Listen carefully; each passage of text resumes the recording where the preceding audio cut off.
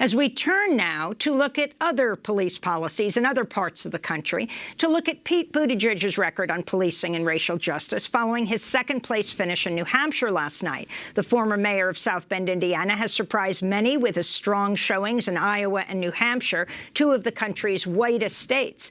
But as the race moves on now to Nevada and South Carolina, Buttigieg continues to poll extremely low with African-American voters. His own former constituents are condemning his treatment of the black community in South Bend during his time as mayor, calling out systemic racism in the police force.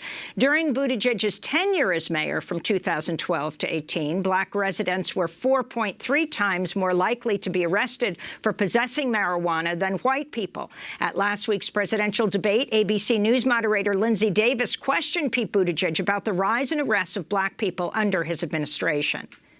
Well, the reality is, on my watch, drug arrests in South Bend were lower than the national average. The overall rate was lower. No, there was an increase. The year before you were in office, it was lower. Once you became in office in 2012, that number went up. In 2018, the last year that we have a record for, that number was still up. Yep.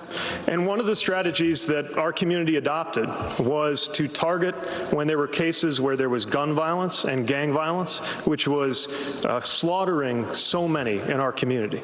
Well, for more, we go to Chicago, where we're joined by Henry Davis, Jr., a South Bend City Council member since 2008. Welcome to Democracy Now!, Henry Davis, Jr. Can you talk about your experience as a City Council member with your mayor at the time, he just recently stepped down, Pete Buttigieg, who's now just placed second in the New Hampshire primary? Well, thank you for having me. My time working with Mayor Buttigieg was, at best, it was contentious.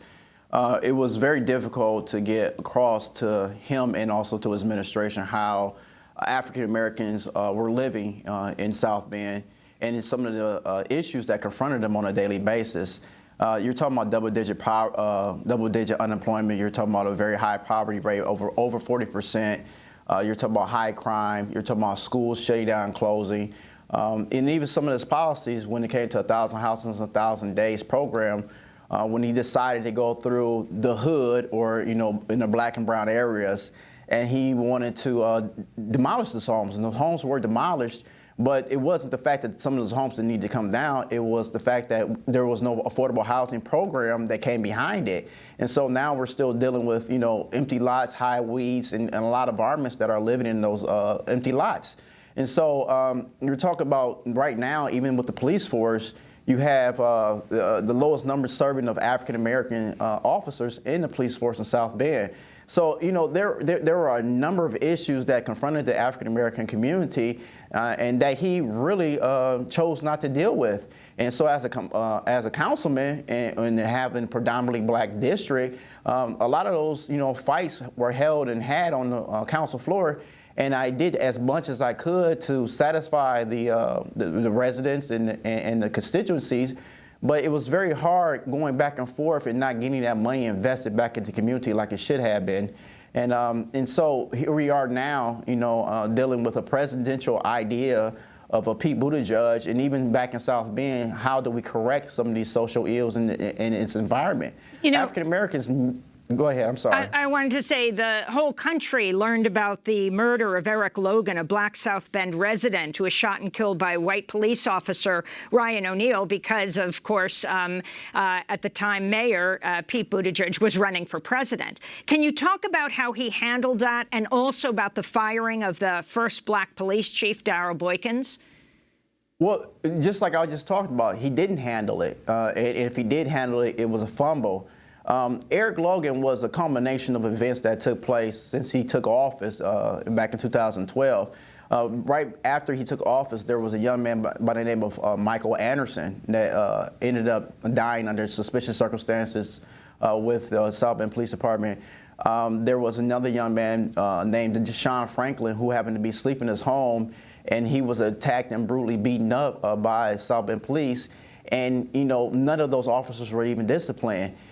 Then you had Eric Logan, and a lot of things happened in between there as well. But then you have Eric Logan who died, at the end of a gun, And so we, it just has not been a good ride. South Bend needs a do-over. And this is like, you know, the things that has happened right now with the Democratic Party as a whole. You know, blacks, African Americans is the backbone of the Democratic Party. And we desire good schools. We desire safe neighborhoods. We desire good jobs. We desire the same thing that most people desire and need and want to live in America. And if we're planning on beating a Donald Trump, you know, this coming November, we have to have a organized and unified attack that's going to make sure that there's a candidate out in front that's going to be interested in making sure that we not only vote, but those things that we're voting for are going to happen. And right now, you have a slate of candidates. They're everywhere. They're not talking about the hardcore issues that you would talk about at your kitchen table, at your local diner, or even at church. They're not talking about those things. They're talking about just a lot of different wild ideas on how this is supposed to work. This is not a student council race. This is for the presidency of the United States of America. This is the ruler of the free world. And African Americans are Americans. And we desire to have our priorities as a part of someone's platform. I wanted to bring Barbara Smith, the feminist scholar, back into this conversation. And as you're listening to these two examples, looking at Bloomberg, looking at Buttigieg, your thoughts? High, aren't they? I think that they always say this is the most important election of our lifetime, but given what's in the White House at this point, and given what's going on in our nation, we really have to be very, very alert, and we really need to look at the candidates and figure out which one of them is capable. And obviously, the things that were just discussed about two of the candidates, as far as I'm concerned, that makes them unelectable, because another racist in the White House, that's just like a little too much to bear.